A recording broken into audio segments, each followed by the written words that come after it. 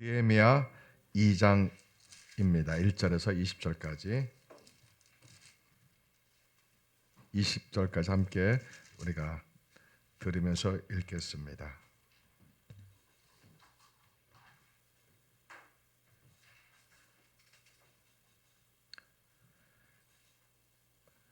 남유다 예루살렘이 언제 멸망합니까? BC 586년도에 멸망합니다. 어느 나라 멸망하죠? 바벨론에 멸망합니다. 갑자기 멸망해요? 아니죠. 세 번 정도 하나님이 두 번 기회를 주시고 세 번째 멸망합니다. 그것도 많은 선지자를 통해서 그들의 죄에서 돌아서라고, 돌아서지 않고 회개하지 않으면 하나님이 이방 나라를 통해서 전쟁을 통해서 심판하시겠다고. 그래서 이방 나라 바벨론이 예루살렘 성을 뺑 둘러서 포위해서 먹을 것이 없어서 자녀를 먹게 될 것이다. 인육을 먹게 될 것이다. 그렇게 다 예언했었죠. 다 그대로 되었죠. 근데 그들이 왜 회개를 못했습니까? 종교적 열정주의와 종교적 국수주의라는 것 때문에 또 거룩하지 못한 선민의식 때문에 말씀대로 살지 못하는 택한 백성이라는 선민의식이 그들을 신학화했기 때문에 그들의 믿음과 삶이 분리되어 있기 때문에요. 그들은 결국 하나님의 심판을 받게 됩니다.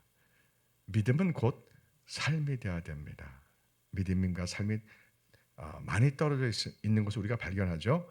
그럼 우리가 빨리 회개하고 회개해서 내가 왜 말씀과 내 삶이, 믿음과 내 삶이, 기도와 내 삶이 왜 일치하지 못할까? 이것을 놓고 집중적으로 하나님께 나와 부르짖고 기도하면 하나님이 도와주셔서 일치가 되게 성령님이 역사하십니다. 믿음과 삶이 올해는 완벽할 수는 없지만 예수님을 만나면 선한 사람이 됩니다. 착한 사람이 됩니다. 마음씨 착한 사람이 됩니다. 눈빛이 다릅니다. 눈빛에서 죄의 눈빛이 사라집니다. 독이 사라집니다. 상처도 치유됩니다. 완벽하진 않지만 하나님의 사람으로 선악과로 인하여 아담과 하와가 잃어버렸던 하나님 형상이 회복됩니다. 원래는 예수님을 믿는 순간 다 회복되는 것이 교리적으로 맞는데 이게 실질적으로는 안 맞다 이거예요. 누구는 예수님 믿으면 거듭납니다. 거듭난 것 곧 뭐예요? 삶 전체가 먼저는 영혼이 마귀의 자녀였다가 하나님의 자녀로 이게 바뀌어집니다. 질문할게요. 마귀의 자녀에서 하나님의 자녀로 바뀌면 삶의 전체 변화가 따라올까요? 안 따라올까요? 당연히 따라오죠. 예? 예수님 믿는다는 것은 곧 거듭남을 의미합니다. 존재 방식이 세상 사람에서 하나님의 사람으로 완전히 바뀌는 것을 이걸 믿는 자입니다. 근데 이게 한국교회 하이퍼 칼빈이즘 구원론 때문에 이게 제가 말한 게 아니라 루터 칼빈이스가 그렇게 말했는데 하이퍼 칼빈이즘하는 구원론이 이 모든 것을 왜곡시킵니다. 한국 대형교회는 전부 다 하이퍼 칼빈이즘 구원론입니다. 하이퍼 칼빈이즘 구원론으로 예수님 믿으면 교회 다니기가 부담이 전혀 없습니다. 삶과 믿음이 일치하지 않아도 이제 성화론 스텝 바이 스텝 성화론으로 다 훈련받아서 성화돼서 믿음이 삶에 일치할 거야. 제가 평생 교회 다녀서 봤는데 없습니다. 성령에서 완전히 우리가 압도돼서 새 사람으로 탄생하지 않는 한 제자 훈련으로 흉내만 냅니다. 평생 받습니다. 목사님들, 장로님들 구원을 다 받는데 하이퍼카리즘의 성화론 구원론 말은 참 맞습니다. 그러나 반쪽짜리 구원론입니다. 천국은 가긴 갑니다. 하이퍼카리즘 구원론 믿어도 가는데 극소수만 천국 가고 대부분 다 지옥 갑니다. 루터 칼빈에서는 그렇게 말하지 않았습니다.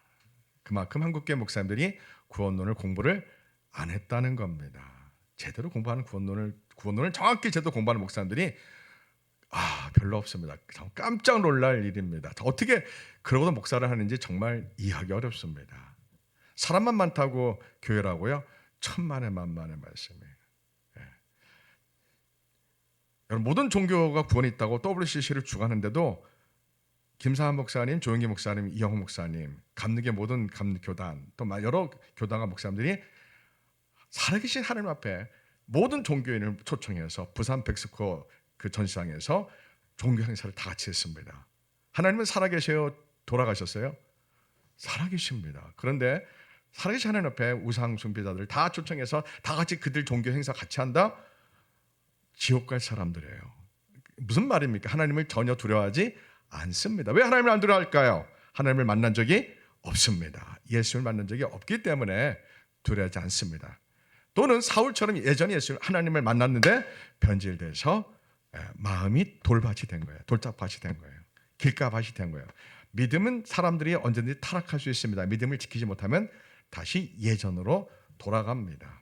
귀신을 쫓아내서 깨끗이 청소해놨더니 그곳에 하나님의 말씀으로 탄탄하게 그 영혼을 준비하지 않으면 귀신이 더 잘 알아서 7귀신을 데리고 옵니다.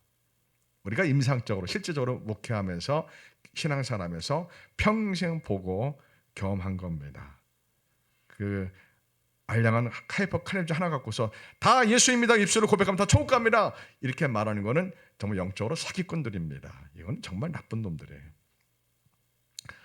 여러분, 그 영혼이 죽었는데 일어났더니 지옥이요. 누가 책임져요?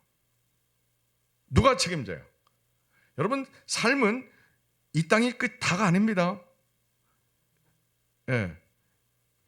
죽는 순간 그 영혼이 천국이나 지옥으로 샥 갑니다. 우리는 근데 이것이 죽을 때 결정돼요? 지금 결정돼요? 지금 결정됩니다. 여러분, 나가다가 교통사고 죽을지 누가 알아요? 아무도 몰라요. 인생은 아무도 몰라요. 5분 후를 모르는 게 인생이에요. 운전해 가다가 저도 수업 생각해요. 운전해 가다가 교통사고로 지금 당장 죽어서 손갈 수 있겠구나. 우리는 5분 후를 장담할 수 없습니다. 하나님이 우리에게 자비와 긍휼을 베풀어 주셔서 하나님의 선한 손이 우리를 언제나 인도하시기 때문에 그렇습니다. 그런데 아무에게나 하나님의 선한 손으로 도와주고 인도하지는 않습니다. 하나님을 정말 진실로 바라보는 자예요. 정말 예수님을 사랑하고 의지하는 자예요. 하나님 그런 사람을 인도하십니다.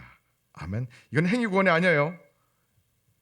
너무나 아주 당연한 상식입니다. 이스라엘 백성들이 왜 예루살렘이 멸망했어요? 믿음과 삶이 분리되었고 종교 지도자가 타락해서 잘못된 교리를, 잘못된 신앙을 가르쳐서 그래요. 오직 하나님만을 사랑하라고 십계명에는 분명히 제1계명, 제2계명, 제3계명, 제3이 되어 있습니다. 그런데 이스라엘 백성들이 우상도 섬겼어요. 그들이 얼마나 타락한지 몰라요. 돈을 꺼주고 이자를 받으면 돼야 안 돼요? 절대 안 돼요. 이자를 받는 고사하고 빚을 제때 갚지 않으면 너의 자녀를 노예로 삼겠다. 이러한 법조항이 예레미야 시대 때 질비했어요. 에스겔 시대 때. 그래서 채무자가 돈을 갚으러 오면은 싹 사라지는 거예요. 채권자가요. 그래서는 날짜가 지나면 갑자기 병사 데리고 나타나서 너 왜 돈을 안 갚았냐. 생떼를 쓰면 아름다운 그 채무자의 딸을 빼앗아가는, 이걸 한마디로 뭐라 그래요? 불이라고 합니다. 불이 악함이라고 합니다. 그러한 것이 에레미야 시대 때, 에스겔 시대 때 질비했습니다. 예배를 드리면서요, 제사를 드리면서요. 근데 그때만 그래요? 지금도 그래요? 지금도 그렇습니다. 이게 참 문제예요. 자, 그래서 하나님은 그들에게 많은 선지자 보내서 회개하라 회개하라 외치죠. 근데 그 선지자의 말을 들어요, 안 들어요? 안 듣습니다. 왜요? 그 당시에 타락한 거짓된 종교 지도자들은 성도들이 원하는 말씀을 전합니다. 1차 BC 605년, 2차 BC 598년 바벨론이 쳐들어와서 많은 자녀를 포로로 끌고 갔습니다. 정말 많은 자녀들이 1000km 이상 되는 곳을 걸어서 바벨론에 끌려갔습니다. 그럼 예루살렘의 성도들이 소망이 뭐예요? 기도 제목이 뭐예요? 우리 자녀가 돌아오는 겁니다. 성전의 금그릇 다 빼앗겼어요. 일단 신본주의 사회입니다. 전쟁이 일어나면은 신과 신끼리 전쟁하는 거예요. 그래서 승리한 나라가 패배한 나라에 와서 제일 먼저 어디부터 가요? 신전에 갑니다. 신전에 가서 신전은 제일 좋은 걸 다 뺏어서 자기네 신전에, 신의 신전에 갖다 놓는 것이 이 성경에 있는 전쟁 때 이야기입니다. 그러니까 거짓 지도자들은 뭘 외쳤어요? 하나님이 나에게 보이셨는데 하냐냐 선지자가 뭐라고 해요? 2년 내에 우리가 빼앗긴 성전의 금그릇, 은그릇, 녹그릇을 찾아올 거고 우리 자녀들이 돌아올 거라고 말합니다. 모든 사람들이 듣고 싶은 말을 전합니다. 그러면 성도들은 그 선지자가 진짜인지 가짜인지 여기에 관심 갖지 않아요. 야, 저게 진짜 복음이다. 감동된다, 은혜된다 하면서 막 그래요. 자, 우리 기독교가 제일 잘못한 일 중에 하나가 뭐가 있어요? 십자군 전쟁이 너무 잘못된 거예요. 이건 역사에서 우리가 너무 큰 실수를 한 거예요. 예루살렘 회복을 우리가 칼로 하면 돼야 한대요? 안 돼요. 하나님의 방법에 맡겨야 돼요. 그런데 로마 카톨릭이 교황이 굉장히 어려웠어요. 정치적으로 굉장히 어려웠어요. 자기 위치가 불안했어요. 그래가지고 면죄부를 만들고 십자군 전쟁을 일으킵니다. 십자군 전쟁을 일으키면서 신부들이 거리에 나가서 우리의 성지인 예루살렘이 이기도들에게 짓밟혀서 있다고 막 눈물로 막 설교를 합니다. 외칩니다. 그럼 순수한 젊은이들이, 예수를 믿는 사람들이 내가 예루살렘을 위해서 목숨 바치겠다고, 하나님의 영광을 목숨 바치겠다고 그들이 막 십자군 군인이 되겠다고 자원합니다. 그런 것이 십자군 전쟁 중세 때 있었던 겁니다. 제가 무엇을 말하는 거예요? 거짓된 말씀 설교에, 거짓된 교리에, 그것을 많은 거짓 교사들이, 거짓 목사들이, 거짓 선자들이 감동적으로 성도들이 원하는, 또 사람의 마음에 자극시켜서 연민을 불러일으켜서 마치 하나님의 영광인 것처럼, 마치 하나님의 말씀이 사실인 것처럼 그렇게 교회사 2000년 동안 자료를 찾아보면은 끔찍합니다. 특히 로마 교황은 1000년 동안 성경을 못 읽게 했습니다. 성경을 절대 못 읽게 했습니다. 라틴어 성경으로만 읽게 하고 성경도 만들지 않았습니다. 그러면 교회에서 뭐만 했을까요? 미사만 드렸어요. 성만찬만 했어요. 성만찬. 그것도 떡만 줬어요. 포도주는 진짜 예수님 피라서 흘리면 안 된다고 해서 신부가 다 먹고 그 알코올 중독이 되고, 그냥 성도들 이 빵만 주는 게 이게 예배 전체였어요. 중세 1000년 동안요. 하나님 말씀을 가르쳐 안 가르쳐요? 아니, 성경도 못 읽게 하는데 어떻게 가르쳐요? 그래서 중세 역사를 암흑시대라고 이렇게 세계사 이렇게 말하는 겁니다. 엄청 타락했죠, 그죠? 예루살렘이 그렇게 타락해서 그들이 거짓된 종교 지도자, 거짓된 선지자, 그래서 그들은 영적인 영분별을 정확히 할 수 있는 눈을 다 잃어버립니다. 영적인 귀를 다 닫히게 됩니다. 그러니까 백성들은 좀 너무 불쌍한 거 안 되는 거예요. 하나님 같은 선자가 눈물을 입에서 우리 자녀가 2년 내로 돌아올 거로 막 하나님 그렇게 하셨다고 외쳐봐요. 은혜 대한대요. 최고죠, 최고. 근데 오늘날 한국교회가 똑같이 그런다 이거예요. 그때나 지금이나 우리에게 가장 은혜로운 말씀은 뭐예요? 회개하라. 회개하라. 하나님만 사랑하라. 예수님만 사랑하라. 돈과 세상을 사랑하지 말아라. 예수님을 진짜 만나야 된다. 하나님께 저를 만나야 된다. 예레미야 때나 지금이나 시대를 바뀌어서도 말씀은 똑같습니다. 그래 안 그래요? 예. 그래 안 그래요? 이 양반들이 아멘을 크게 하네. 예, 정말 느헤미야 시대, BC 605년이나 BC 598년이나 3차 언제망에 BC 580년에 완전히 멸망하죠. 멸망해서 70년 동안 노예 생활을 하죠. 그리고 나서 하나님이 바벨론을 이제 페르시아한테 멸망시킵니다.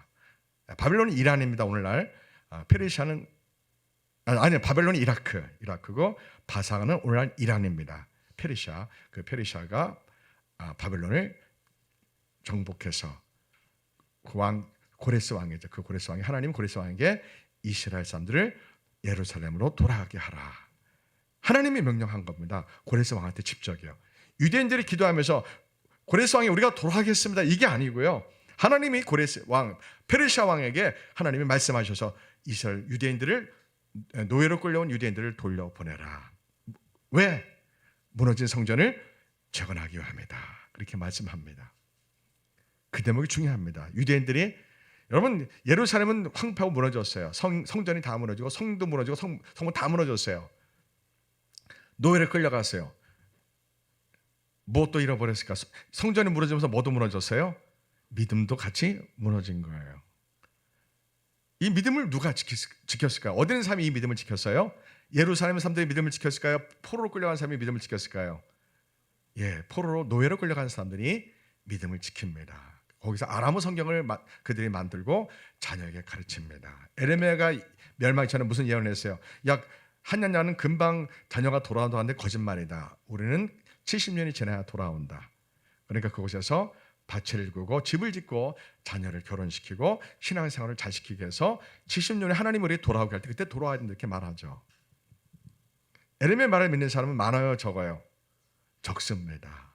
대부분 하냐냐 선지자의 말을 믿습니다. 그때나 지금이나 똑같습니다.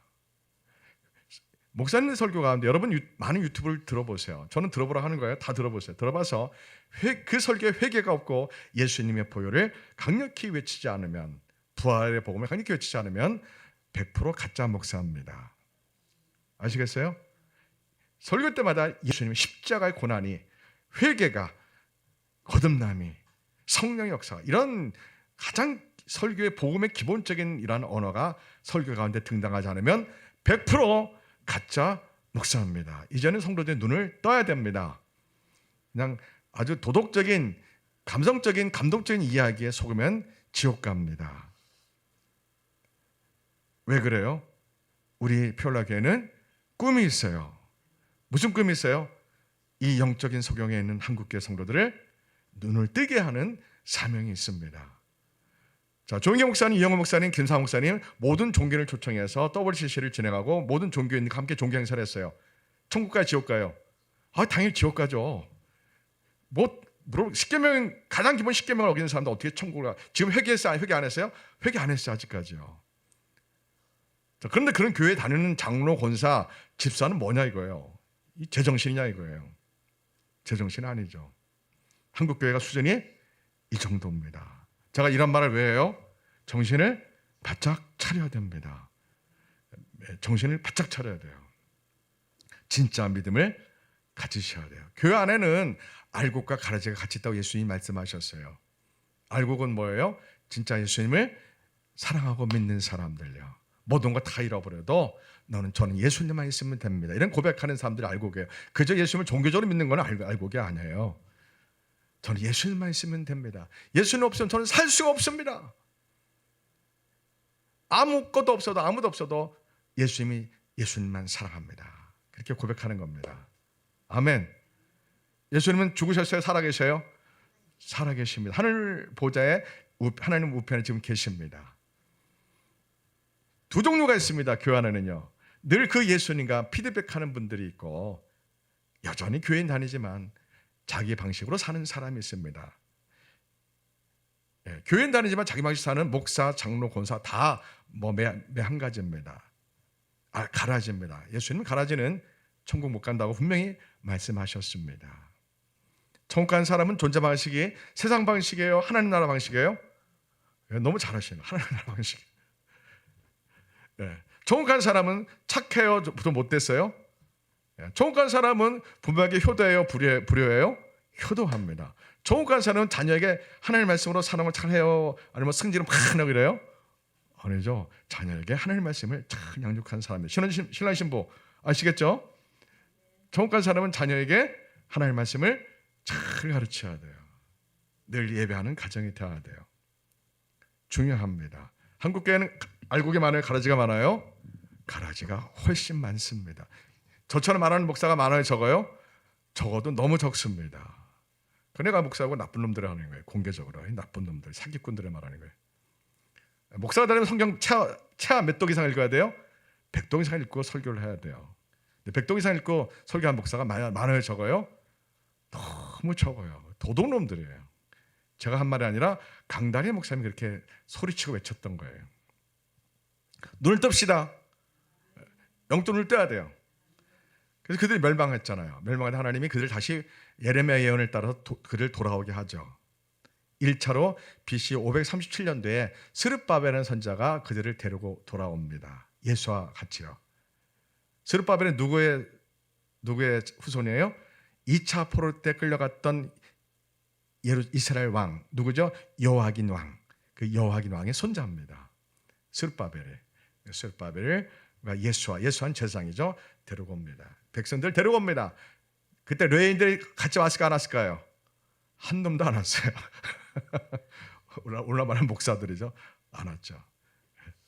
자, 2차 포로 BC 458년도에 에스라가 백성을 데리고 예루살렘에 가자. 1차 포로 귀환자 때 갔던 스룹바벨과 예수아가 가서 무너진 성전을 재건했다고 한다. 우리가 가서 하나님의 말씀을 가르치고 제사를 드리자. 막 하는데 레인이 한 놈도 안 따라오는 거예요.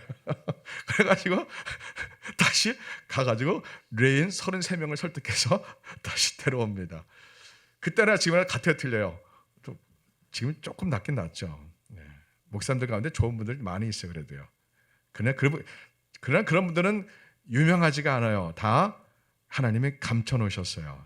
진짜 목사님들은 유명한 분들이 거의 없어요. 다 감춰놓으셨어요. 마지막 때 쓰시려고요. 여러분들 알고 있는 유명한 목사님들은 한두 명 빼고 거의 가짜라 보시면 돼요. 진짜예요. 제가 그 사람들을 비판하는 게 아니라 하나님을 만난 사람이라면 대형교를 하기가 불가능합니다.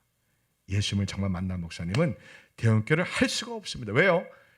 양떼를 책임을 못 지기 때문에요. 한 영혼을 예수님 만나기 위해서 영적 수술을 하고 예수님 만나기 위해서 진짜 크리스찬 만드는데 몇 년 걸린다고요? 평균 10년 걸립니다. 평균 10년이요. 더 오래 걸리는 사람도 있고 물론 짧게 걸리는 사람도 있지만 한 영혼을 그 가게는 저주로부터 귀신을 쫓아내고 그 사람의 회심을 하게 하고 그 다음부터 성경을 수없이 읽게 하고 성경대로 살게 하는 양육 훈련을 해서 진짜 그리스도인 되는데 제일 빠른 게 10년 걸립니다. 우리가 목회적으로 일상적으로 해보니까. 저처럼 말하는 목사 많지 않죠? 근데 목사님들 다 알아요. 기도한 사람 다 아는 이야기예요. 왜 얘기를 안 하는 거예요? 다 도망가기 때문에 얘기를 안 하는 것 뿐이에요. 다 도망가 얘기를 하는데 이제 여러분들은 잘 아셔야 돼요. 자, 예수아가 그래서 제사장을 설득해서 33명을 데리고 옵니다. 또 성전에 봉사하는 사람들 약 220명가량을 함께 데리고 레인들이죠. 저희들은 제사장 계열의 레인들은 22명, 33명 그리고 그냥 제사장 계열의 백성들 성전에 봉사하는 사람 200명 그리고 일반 백성들 1,700명가량 나머지 빼고 다 포함해 1,700명가량 데려옵니다. 여자 어린아이 포함하면 한 10,000여 명 될까 싶어요. 그리고 3차 때 에스라 돌아와서 종교개혁을 했죠. 무슨 종교개혁을 먼저 했어요? 세상에 예루살렘 돌아왔더니 스룹바벨이 어렵게 성전 재건을 했어요. 성전 재건이 15년 동안 사마리아인들이 방해해서 중단됐다가 했잖아요. 하고 났는데 성전 제사가 온전치 못하고 말씀을 가르치는 사람이 없는 거예요. 그래서 에스라가 와서 하나님의 말씀을 모세오경을 가르칩니다. 그런데 예루살렘 왔더니 지도자들 중심으로 먼저 이방인 여인과 결혼한 사람이 많은 거예요. 자, 그걸 가만 놔두면 어떻게 될까요? 이스라엘의 순수한 혈통이 사라지고 하나님의 계획이 차질이 생깁니다. 그래서 이방 여인과 결혼한 모든 사람들을 다 친정으로 돌려보냅니다. 자녀도 다 돌려보내고 이스라엘의 유대인의 순수 혈통을 회복하는 종교 개혁을 합니다. 물론 그 중에는 소수의 유대인 남자들이 함께 자기 부인과 자녀를 따라서 이방 나라로 간 사람도 있습니다. 문학적이죠. 하나님을 택할 것인가? 자녀와 아내를 책임질 것인가? 굉장히 문학적입니다. 쉬워요, 어려워요? 이게 어려운 이야기죠. 자, 모든 사람의 불행은 어디서 출발해요? 결혼요. 모든 사람의 대부분의 상담해본 모든 사람의 불행은 잘못된 결혼에서 출발됩니다. 그래서 결혼을 잘해야 되는데 결혼이 뭔지 모르고 대부분 결혼합니다. 그래서 결혼을 잘 해야 됩니다. 아니면 안 하는 게 나아요. 차라리. 하려면 잘해야 돼요. 근데 하나님은 살아계시기 때문에 기도하면 하나님이 반드시 응답해 주십니다. 하나님은 살아계십니다. 하나님 이런 신랑을 저에게 주세요 하면 하나님은 주시 안 주세요? 주십니다. 기도를 안 해서 못 주시는 거예요. 하나님은 기도를 해야 주십니다. 기도 안 하고 줄 수 있는 방법, 하나님의 방법은 기도해야 주시는 거예요. 기도 안 하면 줄 수가 없어요. 아무리 주고 싶어도요. 그러니까 기도가 그만큼 중요합니다. 자, 에스라가 거기까지요. 그 이상 못했어요. 여전히 성벽은 무너져 있고 성문은 불탄 채 있는 거예요. 자, 이 당시에 성벽과 성이 완성되지 않고 성문이 없다면은 언제든지 외세의 침입을 받아서 모든 걸 다 빼앗길 수 있는 그러한 시대였습니다. 그러니까 제일 중요한 게 성전 재건도 중요하지만 뭐가 중요해요? 예루살렘 무너진 성벽을 재건하고 성문을 굳게 걸어 잠그는 게 너무 중요한데 이걸 아직까지 못하고 있는 거예요. 세상에. 자, 예루살렘 사람들은 지난 70년 동안 믿음을 지켰어요? 안 지켰어요? 믿음 다, 성전을 부술 때 다 예루살렘 남아있던 원주민들은 다 믿음도 뭐고 다 버렸어요. 왜 믿음을 버렸을까요? 하나님이 살아계시면 어떻게 이럴 수가 있을까? 아마 이렇게 하나님을 원망했던 것 같아요. 하나님이 살아계시면 어떻게 우리 이렇게 처참멸망당하고 우리 자녀가 노예를 끌려가고 저렇게 성전이 무너지고 성벽이 무너지고 어떻게 택한 백성을 하는데 어떻게 이럴 수 있을까라고 백성들은 자신의 죄는 생각하지 못하고 멸망한 자신의 처지만 생각했던 것 같아요. 그래서 믿음을 다 버립니다. 예루살렘 사는 사람들은요. 오히려 노예로 끌려간 사람들이 믿음을 지켜요. 왜 믿음을 지켰을까요? 포로 끌려간 사람들이 노예 생활이 행복해요? 고달파요? 고달프잖아요. 인종차별 받잖아요. 저 노예로 끌려온 저 유대인, 야 유대인 너 노예지 하면서 얼마나 그들이 비웃음 받았겠어요. 그런 노예 생활하면서 왜 우리가 노예가 됐을까? 왜 우리가 이렇게 청교로 끌려왔을까? 그들은 매일 생각하고 또 생각했겠죠. 결론이 뭐예요? 우리가 죄를 지었구나. 우리 조상들이 죄를 지었구나. 우리가 믿음을 잃어버렸구나. 믿음대로 살지 못했구나. 그것을 그들이 노예생활, 고달픈 노예생활 생각하면서 그들은 피부로 와닿는 거죠. 믿음을 지켜야 된다. 물론 소수입니다. 다 그런 거 아니에요. 그래서 하나님이 느헤미야를 보내십니다. 하나님은 찾습니다. 내가 3차 포로 지도자를 누구를 보낼까라고 하나님은 사람을 찾을까 안 찾을까요? 사람을 찾죠. 하나님 무조건 일방적으로 택해서 야 네가 가 이게 아니고요. 하나님이 쓸만한 사람이 어디에 있을까라고 하나님이 3차 포로 귀한 지도자를 BC 400 아까 458년이 2차고 445년에 3차 포로 귀한 자들을 이제 하나님이 돌아가게 준비하십니다. 그때 아닥사스다 왕이라는 수상궁에 페르시아 세계 패권 국가의 하나인 세상의 수상궁에 아닥사스다 왕의 술 많은 관원을 하나님이 뽑습니다. 마치 요셉을 노예로 팔려가게 한 다음에 총리를 세운 것처럼 그 바빌론에 끌려갔다가 이제 바사 페르시아 나라가 됐지 않습니까? 그 바사에서 포로 생활하는 유대인 가운데서 한 사람이 있었습니다. 이 사람이 고향 예루살렘의 소식을 듣습니다. 1차 포로 귀한 자들이 스룹바벨과 예수아가 돌아가서 성전을 초월하게 솔로몬이 건축한 성전 절반 크기로 재건했다는 소리를 들었습니다. 그리고 2차 때 에스라가 가서 말씀을 가르치고 종교 개혁했다는 피의 혼혈을 다 이렇게 종교 개혁하고 순수 활동을 회복했다는 소식을 들어요. 말씀을 가르치는 소식을 들어요.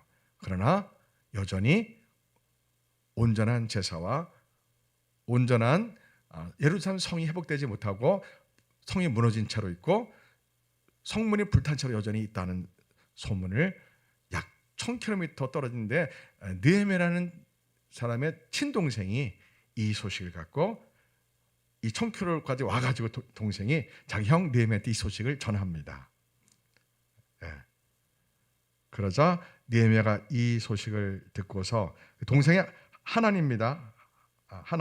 하나니라는 친동생이 느헤미야 친동생 하나니인데 이 하나니가 이 소식을 1000km 되는 거리를 걸어가서 자기 형에게 이 사실을 전해줍니다.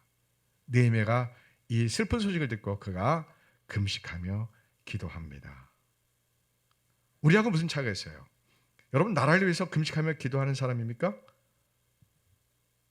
자, 이 나라가 공산주의 되면 우리는 어떻게 돼요? 죽거나 배교하거나 감옥 가야 됩니다. 북한이 이 나라를 접수하면은 우리는 이렇게 예배를 못 드립니다. 그래 안 그래요? 예. 우리에게 뭐가 제일 중요해요? 나라가 제일 중요해 사실은요. 이걸 우리가 피부로 못 느껴서 그렇지 너무나 우리가 안전한 상태로 이렇게 오래 살아서 이게 이 나라의 소중함을 잘 몰라서 그렇지 이 조국 대한민국 내 나라 이 내 나라가 어떤 나라인지 사실 우리가 운명적으로 중요한 거예요. 그래 안 그래요? 예. 북한이 이 나라 접수하면 중국과 함께 이 나라 접수하면 우리는 예배를 못 드립니다. 중국은 교회가 다 사라졌어요. 다 지하로 들어갔고 지하교회도 감시받고 부활에 설교를 제일 잘 못합니다. 막 성령의 역사를 일으키면 고안에 와서 바로 잡아갑니다. 지하교회도요.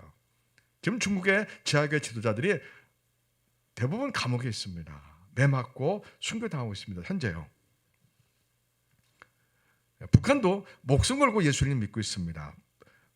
제가 늘 말하잖아요. 북한에 기도하는 북한의 교회 지도자들이 한국 교회보다 신학과 성경 지식은 좀 부족하지만 진짜 믿음, 진짜 영성의 수준이 목숨 내놓고 믿는 굉장한 믿음입니다. 우리는 그들의 발끝도 못 따라갑니다. 나라가 중요해요? 중요합니다. 이 나라가 여러분 그 1990년 초에 제가 세계 지도를 펼쳐놓고 봤을 때 우리 대한민국 남한만 파란색이었고 이 전체가 다 빨간색이었어요. 예, 뭐 지금도 비슷하죠. 전체가 중국, 소련, 러시아, 옛날 소련이죠. 러시아가요. 소련, 동유럽 전부 다 빨간색 공산주의였고 우리 대한민국만 파란색이었던 거예요. 세계 지도를 다 펼쳐놓고 보면요. 그럼 뭘 느껴요? 하나님이 하시는 나, 함께 하시는 나라구나 이걸 느낍니다. 하나님 지켜주시고 보여주시는 나라구나. 자유민주주의 대한민국은 성경에서 기초한 나라입니다. 자유와 평화와 인권과 개인의 존엄과 종교의 자유와 언론 출판의 자유가 보장된 정말 귀한 정치 구조입니다. 이걸 우리가 헌법을 그렇게 정해놓고 우리가 지키고 있는 나라입니다. 근데 우리가 이 자유민주주의 소중함을 못 느끼는 거예요. 그래서 우리는 나라와 나의 운명이 함께 간다는 사실을 우리가 언제나 인지하시고 나라를 위해서 대통령에서 기도하셔야 됩니다. 아멘. 그래서 느헤미야는 나의 행복보다는 돈, 명예, 권력을 얻기 위해서 이 바벨론, 이적 바사 페르시아 땅에서 어떻게 하면 내가 돈과 명예, 권력을 얻고 어떻게 페르시아에서 내가 성공할까? 이것이 인생의 목적이 아닙니다. 뭐가 목적이에요? 어떻게 하면은 이스라엘 예루살렘의 무너진 성벽과 성문을 회복할 수 있을까 하며 불타버린 성문과 무너져버린 성벽이 그대로 있다는 사실을 듣고 나라를 위해서 3일 동안 금식하며 하나님께 막 기도합니다. 특히 어떤 기도를 많이 했습니까? 회개 기도를 많이 했습니다. 회개 기도를요. 우리 조상들의 죄를 나의 죄처럼 여기면서 용서해달라고 막 기도하는 겁니다. 하나님 보시기에 자기의 입신양달을 위해서 자기의 성공만 해서 기도하는 사람이 있고 한 사람은 자기를 위해서 기도 안 하고 오직 나라와 하나님의 영광을 위해서만 기도한다고 합시다. 하나님 어떤 사람을 쓰실 것 같아요? 당연히 자기 자신의 유익보다는 자기 자신의 성공을 위해서 기도하기보다는 나라와 민족과 공동체를 위해서 다른 사람에서 기도하는 사람을 하나님이 쓰시겠죠. 굉장히 중요합니다. 왜요? 제가 질문할게요. 사람이 존재하는 게 중요합니까? 삶이 중요합니까? 다시 물을게요. 존재가 중요해요? 존재 방식이 중요해요? 예. 존재하는 것도 중요하지만 더 중요한 거는 어떻게 살아가느냐는 삶의 내용이 진짜 중요한 겁니다. 사람들은 돈과 명예, 권력을 취하려고 삽니다. 왜 돈과 명예, 권력을 취하려고 살까요? 무슨 목적으로요? 무슨 목적으로 사람들이 성공하려고 인생을 살아요? 자신이 추구하는 행복을 추구하기 위해서 그렇게 돈과 명예, 권력을 추구하겠죠. 여러분, 이 세상 누가 지으셨어요? 하나님이 지으셨습니다. 하나님이 온 세상을 주관하고 다스리십니다. 이걸 몰라서 자기 방식으로 돈과 명예, 권력을 추구하려고 사람들은 발버둥치고 열심히 삽니다. 이거는 참된 인생이 아닙니다.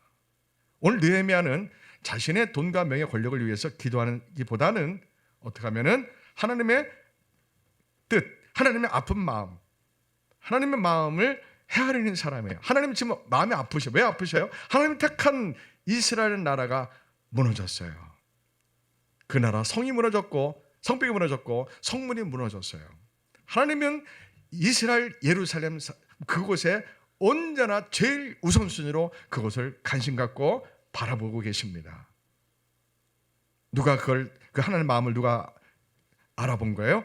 느헤미야라는 사람이 하나님의 마음을 알아본 겁니다.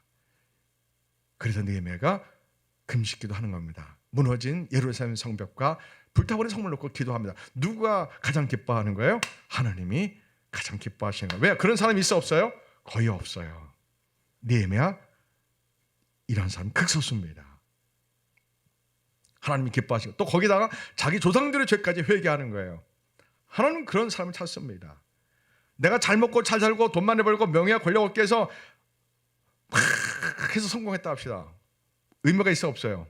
자기한테는 의미가 있을지 모르지만 하나님 입장에서 의미가 전혀 없어요. 우리 인생은 이 땅이 목적이 아니에요. 사람은 죽으면 천국과 지옥으로 누구나 다 갑니다. 그렇게 하나님이 인생을 지으셨어요. 사람들은 이 하나님이 주신 인생길을 몰라요. 왜 몰라요? 성경을 읽지 않아서 모르는 겁니다. 그래서 성경을 읽어야지 영의 눈이 열리고 내가 무엇 때문에 살았는지, 내 삶의 가치가 무엇인지, 내가 무엇 때문에 열심히 일을 하는지, 내가 무엇 때문에 땀 흘려 밤을 자지 않고 일하는지 그 목적과 의미가 하나님 앞에 있어야 됩니다. 느헤미야는 그런 사람이었던 거예요. 그런데 오늘날 그런 사람이 많아요, 적어요?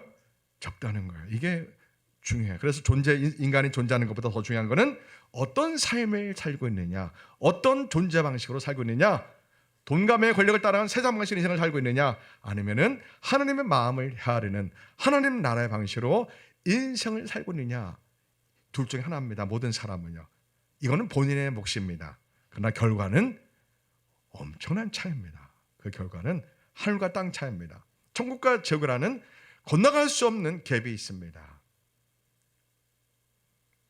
오늘 느헤미야는 나라에 미쳐서 막 기도합니다. 그러면서 그가 어떻게 하면 하나님께 쓰임 받을까 기도합니다. 그러면서 그 기도 내용이 뭐였어요? 지난주 설교했죠. 사람들 앞에서 은혜를 잊게 하소서. 하나님 은혜를 잊게 하소서. 사람들 앞에서 하나님 은혜를 잊게 하소서. 이렇게 기도했더니 아닥사스다 왕의 술 맞는 관원으로 하나님이 그를 세우신 겁니다. 자, 하나님의 계획은 어디 있어요? 하나님이 요셉을 세울 때 무슨 계획이 있었어요? 아버지 야곱과 형제들 다 고센 땅으로 이사 오게 해서 아브라함의 예언이 계획이 이루어지게 하시려는 요셉을 노예로 팔겠다가 총리로 삼으신 것처럼 하나님은 느헤미야가 기도했던 거예요. 막 기도했던 거예요. 사람들 앞에서 하나님의 은혜를 입게 하옵소서. 하나님, 저는 적어도 인생의 목적의 가치가 제가 돈 벌고 먹고 살고 좋은 집, 좋은 차, 명예, 권력 이걸 추구하는 사람이 아닙니다. 저는 어떻게 하면 하나님을 기쁘게 해드릴까? 어떻게 하면 하나님께 영광을 돌릴까? 그것이 제 인생의 목적입니다. 하오니 하나님, 저를 사람들 앞에서 하나님의 저와 함께 하시는 은혜를 입게 하소서. 이렇게 막 기도한 거죠. 느헤미야가요. 누가 가장 기뻐하셔요? 하나님이 가장 기뻐하시죠. 그런 사람이 많아요, 적어요? 적습니다. 너무 적어요. 하나님의 은혜를 입게 하소서.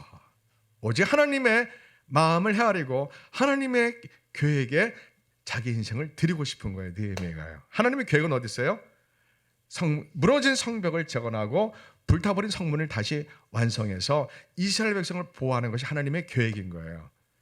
그 하나님의 계획을, 하나님의 마음을 생각할 수 있는 영적인 통찰력.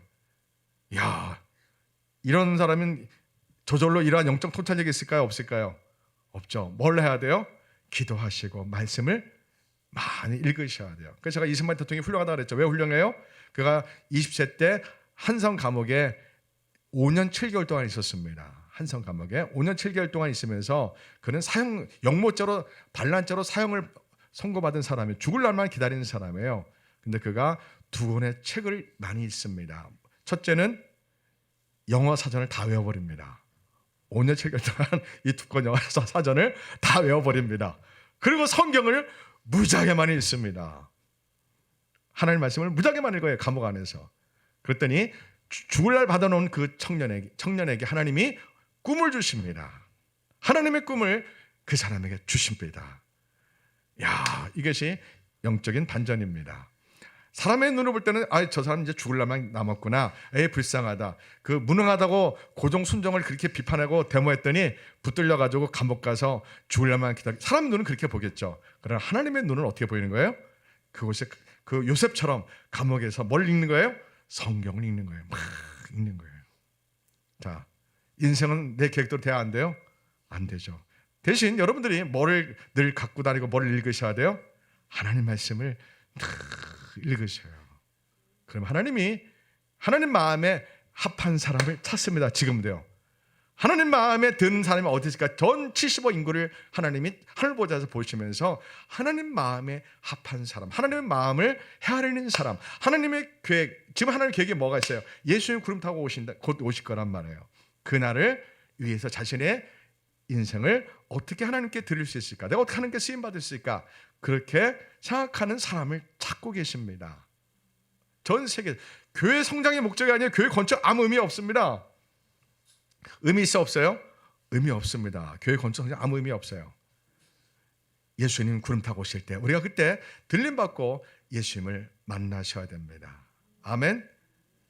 그래서 이제 느헤미야가 그렇게 기도했던 거 다 따라서 합시다. 사람들 앞에서 하나님의 은혜를 입게 하소서. 야, 이거 한 가지만 기도하는 거예요.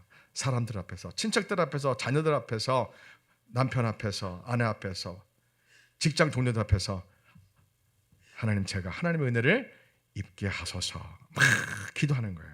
누가 기뻐하시는 거예요? 하나님이 가장 기뻐하시죠. 자, 그래서 2장을 이제 읽어봅시다. 그랬더니 하나님 어떻게 2장을 읽어봅시다. 2장 말씀 이제 봅니다. 느헤미야 2장 말씀 보겠습니다. 제2장. 아닥사스다 왕 제20년 니산월에 왕 앞에 포도주가 있기로 내가 그 포도주를 왕에게 드렸는데, 이전에는 내가 왕 앞에서 수심이 없었더니 왕이 내게 이르시되, 내가 병이 없거늘 어찌하여 얼굴에 수심이 있느냐? 이는 비련 내 마음에 근심이 있음이로다 하더라. 그때 내가 크게 두려워하여 왕께 대답하되, 왕은 만세를 하옵소서. 내 조상들의 묘실 있는 성읍이 이제까지 황폐하고 성문이 불탔사오니 내가 어찌 얼굴에 수심이 없사오리까 하니, 왕이 내게 이르시되, 그러면 내가 무엇을 원하느냐? 하시기로 내가 곧 하늘의 하나님께 묵도하고 왕에게 아뢰되, 왕이 만일 좋게 여기시고 종이 왕의 목전에서 은혜를 얻었사오면 나를 유다 땅 나의 조상들의 묘실 있는 성읍에 보내어 그 성을 건축하게 하옵소서 하였는데, 그때 왕후도 왕 곁에 앉아 있었더라. 왕이 내게 이르시되, 내가 몇 날에 다녀올 길이며 어느 때에 돌아오겠느냐? 하고 왕이 나를 보내기를 좋게 여기시기로 내가 기한을 정하고 내가 또 왕에게 아뢰되, 왕이 만일 좋게 여기시거든 강서쪽 총독들에게 내리시는 조서를 내게 주사 그들이 나를 용납하여 유다에 들어가기까지 통과하게 하시고, 또 왕의 삼림감독 아삽에게 조서를 내리사 그가 성전에 속한 영문의 문과 성곽과 내가 들어갈 집을 위하여 들보로 쓸 제목을 내게 주게 하옵소서 하매, 내 하나님의 선한 손이 나를 도우심으로 왕이 허락하고 군대 장관과 마병을 보내어 나와 함께하게 하시기로 내가 강서쪽에 있는 총독들에게 이르러 왕의 조서를 전하였더니, 호론 사람 산발락과 종이었던 아몬 사람 도비아가 이스라엘 자손을 흥왕하게 하려는 사람이 왔다 함을 듣고 심히 근심하더라. 내가 예루살렘에 이르러 머무른 지 사흘 만에 내 하나님께서 예루살렘을 위해 무엇을 할 것인지 내 마음에 주신 것을 내가 아무에게도 말하지 아니하고 밤에 일어나 몇몇 사람과 함께 나갈새 내가 탄 짐승 외에는 다른 짐승이 없더라. 그 밤에 골짜기 문으로 나가서 용정으로 분문에 이르는 동안 보니 예루살렘 성벽이 다 무너졌고 성문은 불탔더라. 앞으로 나아가 샘문과 왕의 못에 이르러서는 탄 짐승이 지나갈 곳이 없는지라.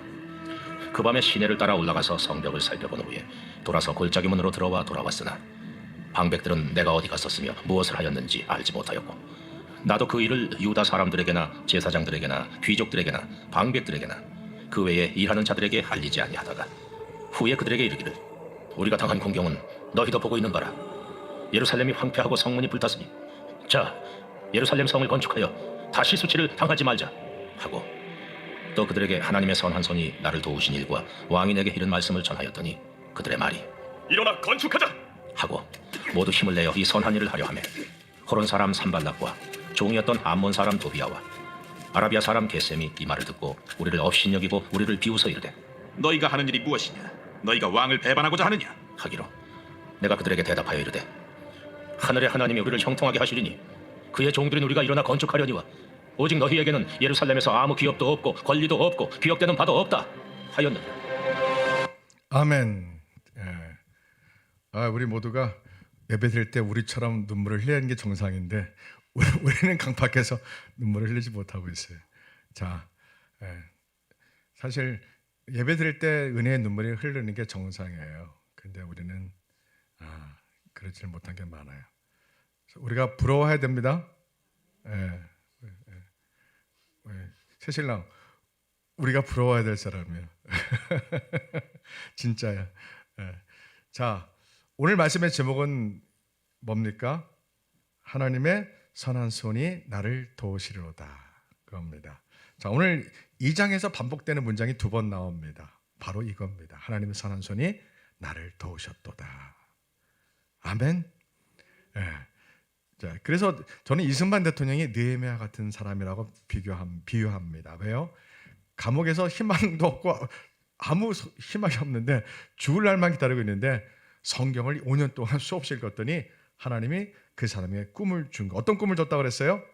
내가 만약 살아난다면 이 조선을 반드시 기독교 국가로 만들겠다라고 결단합니다. 그게 꿈입니다. 성경을 읽으면 하나님이 꿈을 주십니다.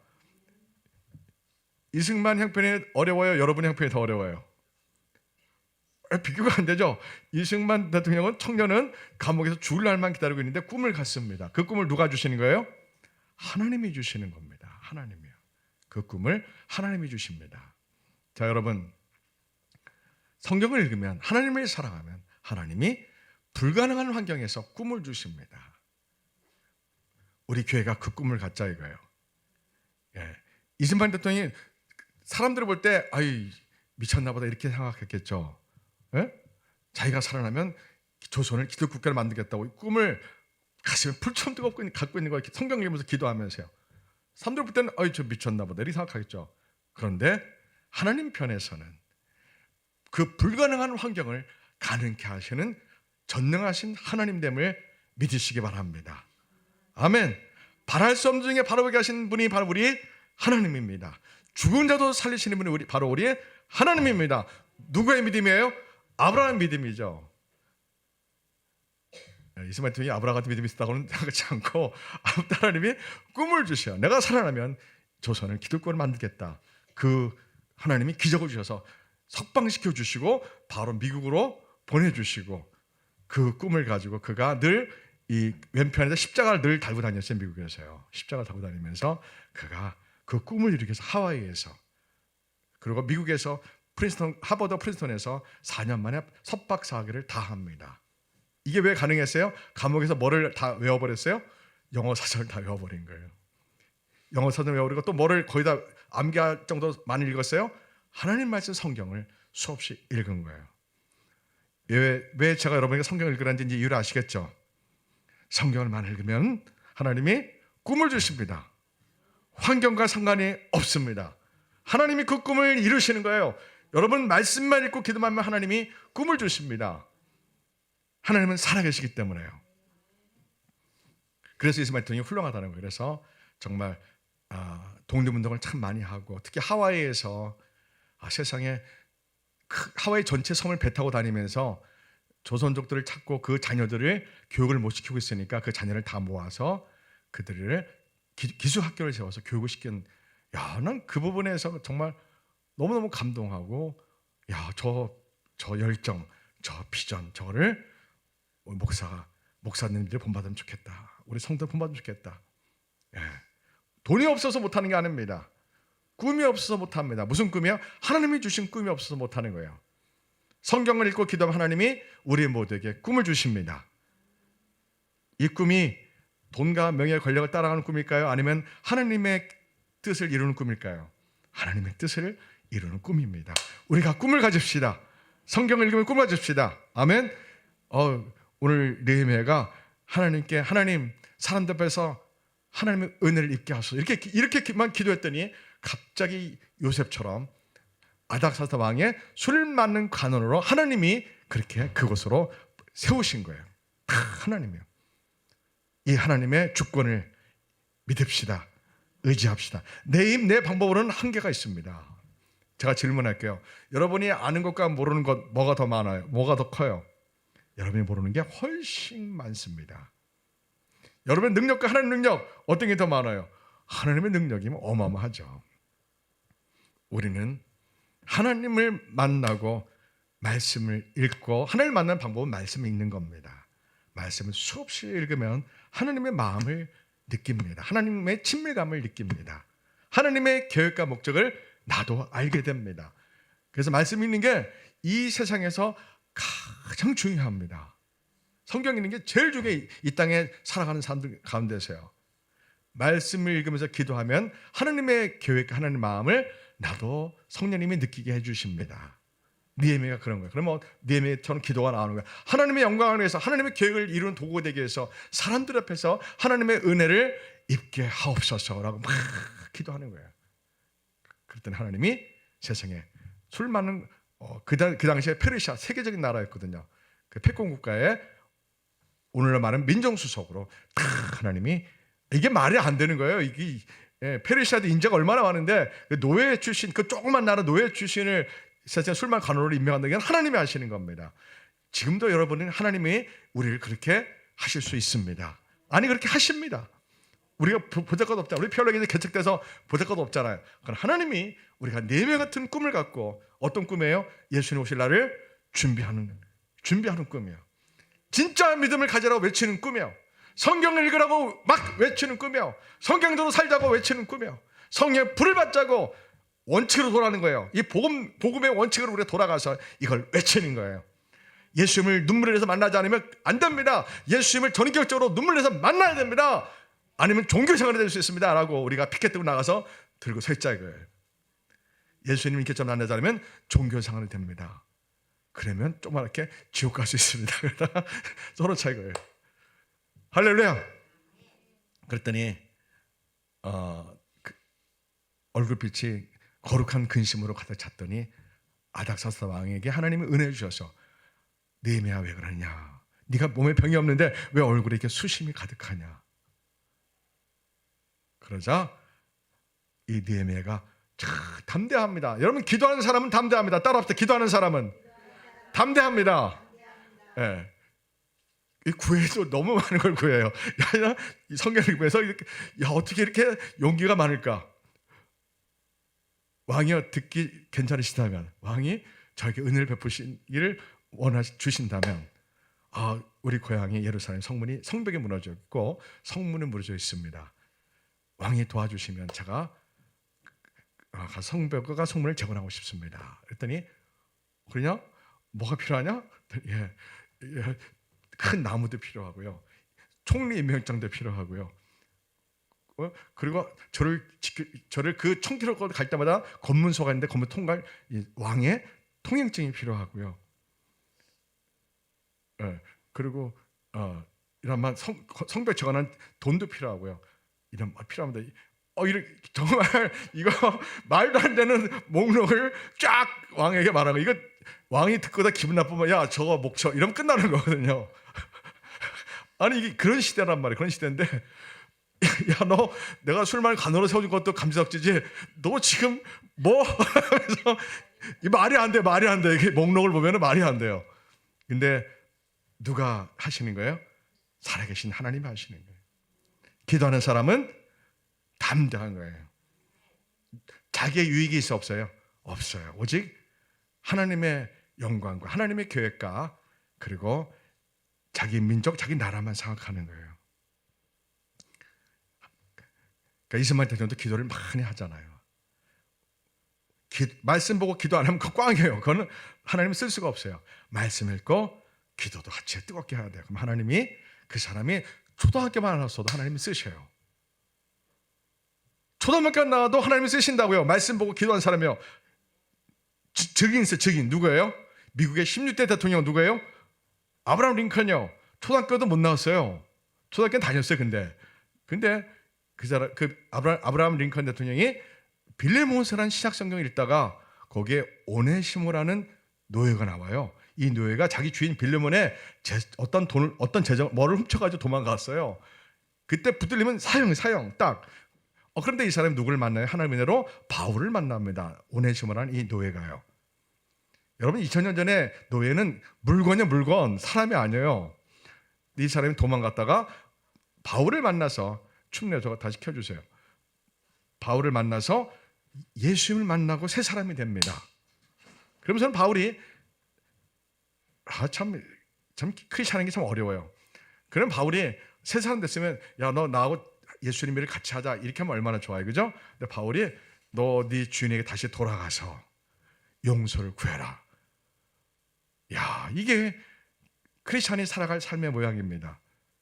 저 같으면 더 보호해주고 지켜주고 나와 같이 예수님 봉천하 이렇게 할 텐데 먼저 네 주인에게 죄 지은 거 네 주인에게 돌아가서 사과를 하라. 대신 내가 편지를 하나 써주겠다. 그게 빌레몬서입니다.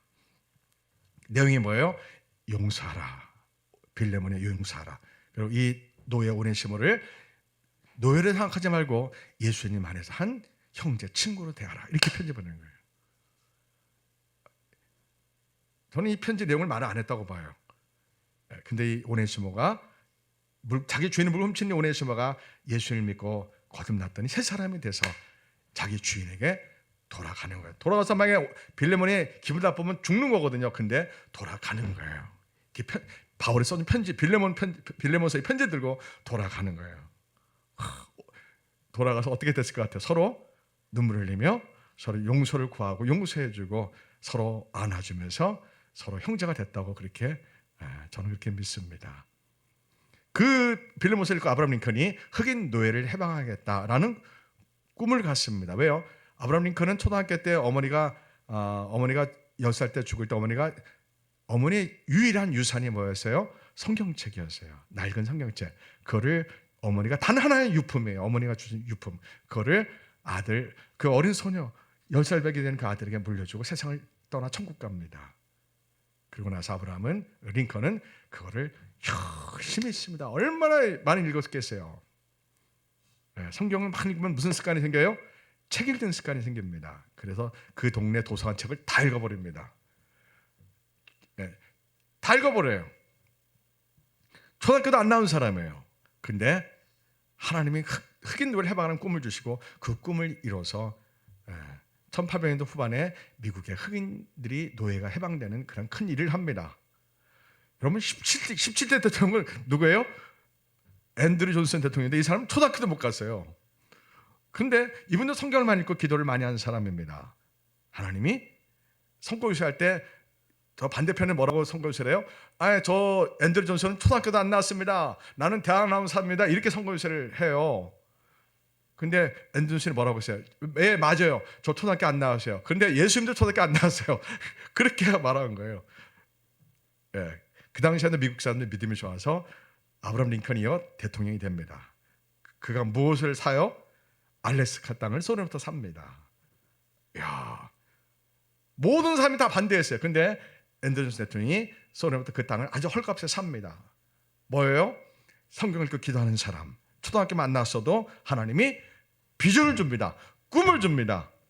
학력과 상관없어요. 말씀과 기도를 열심히 하면은 하나님이 꿈을 주십니다. 우리가 그 꿈을 갖자 이거예요. 느헤미야가 하나님 사람들 앞에 하나님의 은혜를 잊게 하소서 이렇게 막 기도했더니 술 많은 가는장이 되고 뿐만 아니라 아닥스다 왕이 내가 뭘 도와주겠더니 세상에 다 원해 그냥 그러니까 아닥스다 왕이 그래 좋다 다 줄게 빨리 와라 이렇게 된 거예요. 내가 너를 예루살렘 총리로 세워주겠다 갔다 와라. 그리고 내가 너 혼자 가면 다 뺏기니까 내가 군대 장관을 하나 호위병사들을 붙여주겠다 같이 갔다 와라. 이게 된 겁니다. 누가 일하시는 거예요? 하나님이 일하신 거죠. 그래서 이 느헤미야 2장에 보면은 느헤미야가 먼저 하나님께 기도합니다. 하나님의 선한 손이 나를 도우시라. 이걸 놓고 막 기도하고 그랬더니 하나님이 선한 손이 아닥사다 왕의 마음을 움직여서 모든 것을 다 주게 합니다. 야, 상상해 보세요. 모든 성벽을 재건할 모든 나무와 모든 걸 다 준비하고 총리 임명장과 통행증과 그리고 자기를 지키는 이 바사 페르시아 군대들이 자기를 도와 호위해서 예루살렘을 탁 가는 거예요. 누가 하시는 거예요? 하나님이요. 느헤미야는 뭐만 했어요? 말씀 읽고 기도만 한 거예요. 그런데 하나님이 비전과 꿈을 주신 거예요. 성경만 있는 게 아니고 오늘 우리도 마찬가지예요. 누가 그걸 이뤘다고? 우리 대통령 가운데요, 이재명 대통령이 그렇게 한 거예요. 세상에요. 돈 한 푼 없이 미국 가가지고 그냥 하나님께 기도했더니 하나님이 그 사람을 독립운동 일으키게 하고 정말 너무 많은 일을 했어요. 예, 일본 치하에 있는 이 식민지 조국을 위해서 너무나 많은 훌륭한 일을 했어요. 근데 이걸 누가 제일 싫어할 거라며? 마귀가 제일 싫어하겠죠. 마귀가 세운 체제가 뭡니까? 공산주의죠. 그래서 공산주의 사람들이 이재명 대통령의 모든 업적을 다 숨겨놓을 수밖에 없는 거예요. 이건 영적인 문제가 있는 겁니다. 정책의 문제도 있지만 실제 영적인 문제입니다. 우리나라 건국은 하나님이 하신 겁니다. 너무 귀한 나라입니다. 자, 신약에서 누가 이렇게 하나님 손이 그래서 느헤미야가 성벽을 쌓을 때 백성들이 성벽 쌓을 엄두를 못 내요. 왜요? 이 예루살렘에 그 사마리아 그 누구예요? 아까 누가 나와요? 예, 호르 사람 누구? 사마리아 사람인데 도비아라는 이 지방 방백이 있는 거예요. 지방 세력 실권자가 있는 지방에 도비아도 있고 또 누가 있었어요? 아라비아 사람도 있었고 아삽도 있었고, 그죠? 아니. 여기 어디서 19절에 게셈도 있었고 도비아가 있었고 게셈이 있었고 산발랏, 이러한 사람들이 이 예루살렘에 힘 있는 사람들이에요. 이들이 딱 칼 차고 병사와 함께 반대하고 있는 거예요. 왜요? 저 1000km 떨어진 아닥사다 왕의 힘이 여기까지 못 미치잖아요. 왕의 임명장이 있어도 이들이 느헤미야를 죽이고서 그냥 지금 막 엉터리로 이걸 보고서 짜서 올리면 그만이거든요. 그러니까 왕의 임명장이 있어도 살아남아야 돼. 느헤미야가요. 하나님의 도움이 없으면 불가능한 거예요. 근데 그래서 백성들은, 예루살렘 사람들은 성벽을 쌓을 엄두를 못 내고 있을 때 이들에게 느헤미야가 무슨 말을 합니까? 지금까지 하나님의 선한 손이 나를 도우셨다. 이렇게 해서 나를 도우셨다. 이 간증을 딱 하면서 우리가 성벽을 쌓자 하니까 백성들이 합시다. 이게 이렇게 된 겁니다. 할렐루야. 느헤미야 같은 사람 신약에서 한 사람 꽂으면 누가 나와요? 바울요. 바울이 예수를 만나고 나니까 율법에 붙들린 수많은 사람들이 지옥 가는 걸 보고 너무 안타까워서 바울이 이 복음을 전하고자 1차, 2차, 3차 선교를 떠나고 그리고 예루살렘에 돌아오죠. 성경 맞죠? 예루살렘 돌아갈 때 기도하는 사람에게 성령이 알려줘요. 바울이 예루살렘에 돌아가면은 결박과 환란이 기다리고 있다 이렇게 말합니다. 바울이 위대한 신앙 고백을 하죠. 환란과 결박이 나를 기다린다 할지라도 하나님께 주신 사명을 감당하기 위해서 내 목숨도 조금 더 귀한 것으로 여기지 않겠노라 하면서 그가 탐탁하게 합니다. 왜요? 그는 꿈이 있어요. 비전이 있어요. 예수님의 복음을 이방인들에게 온 천에 전하겠다는 꿈이 있어요. 비전과 사명이 있는 거예요. 그러면 나를 결박하고 나에게 환란이 기다리고 있고 내가 죽는다 할지라도 그것이 두렵지 않은 겁니다. 뻔히 가면 붙들리고 결박당한 거 뻔히 알아요. 그래도 불구하고 나에게 하나님 주신 꿈이 있다면, 하나님 주신 비전이 있다면 환란과 박해도 결박도 두렵지 않는 진짜 믿음을 갖게 됐잖아요. 그래서 바울이 거기서 고난받고 환란받고 그가 로마로 재판받으러 갈 때 바닷물에 빠지잖아요. 바닷물에 빠질 때 일주일 동안 유라굴라 강포를 통해서 바닷물에 빠져 표류할 때 그가 살아날 거라고 주님이 알려주시죠. 미리요. 일주일 동안 표류하면서 사람들이 우리 다 죽었구나, 소망이 없구나 그럴 때 바울이 무슨 말을 해요? 예수님이 나에게 오셔서 다 살아난다고 말씀해 주셨다라고 하나님의 살아계심을 바울이 전합니다. 그러면 바울이 사람들이 뭐라고 고백할 것 같아요? 오늘 느헤미야의 고백입니다. 하나님의 선한 손이 나를 도우시고 있다. 하나님의 선한 손이 나를 도우시고 있다 이겁니다. 자, 여러분, 하나님의 도움을 나의 도움, 나의 능력으로 사용할 것은 믿음이라는 방법입니다. 기도라는 방법입니다. 말씀 있는 방법입니다. 이거를 나의 도구로 사용할까 말까는 순전히 여러분의 몫입니다. 저는 분명히 잘 전달드렸고 알려드렸습니다. 여러분들이 바울처럼, 느헤미야처럼, 이스만 대통령처럼, 링컨처럼, 앤드류 존슨 대통령처럼 여러분들이 성경 읽고 기도하면서 하나님으로부터 꿈을 받으시기를 제가 부탁드립니다. 여러분, 존재하는 것보다 뭐가 더 중요하다고요? 어떤 삶을 사냐가 중요합니다. 나 혼자 돈, 명예, 권력을 성공해서 산다는 건 참 이거는 어떻게 보면은 참 의미 없습니다. 여러분이 혼자 아무리 잘 먹고 잘 살고 돈이 많다는 걸 그것이 하나님과 관계가 없다면 아무 의미 없는 겁니다. 느헤미야가 돈, 명예, 권력을 따라간 사람입니까? 아니죠. 하나님의 계획을 따라가는 사람입니다. 우리가 지금 자본주의 경제구조에서 살고 있습니다. 돈 중심이, 돈이 모든 사람을 지배하는 그러한 세상입니다. 이럴 때 우리가 성경 읽고 기도하면서 느헤미야처럼 사람들 앞에서 하나님의 은혜를 입는 그러한 사람이 되고 싶습니다. 하나님의 선한 손이 나를 도우시리라고 늘 고백하며 기도하며 그렇게 증거하기 원합니다. 느헤미야의 이 두 기도를 붙드시기 바랍니다. 그러면 저와 여러분의 인생이 하나님의 손에 붙들릴 겁니다. 하나님의 계획 속에 우리가 놓일 겁니다. 환경이 중요한 중에요. 환경은 아무 상관이 없습니다. 학력 아무 상관없습니다. 뭐만 상관 있어요? 말씀 읽고 기도하는 것만요. 그리고 예수님을 사랑하는 것요. 오직 예수님만 사모하고 의지하는 것. 이것만 하나님이 원합니다. 그러면 그 사람이 학력과 환경과 집안의 배경 아무 상관없습니다. 하나님은 그런 사람을 지금 찾으십니다. 우리 교회가 그러한 하나님의 찾는 교회, 하나님의 찾는 사람이 되기를, 느헤미야 같은 사람이 되기를, 느헤미야처럼 기도하기를 간절히 부탁드립니다. 기도하겠습니다.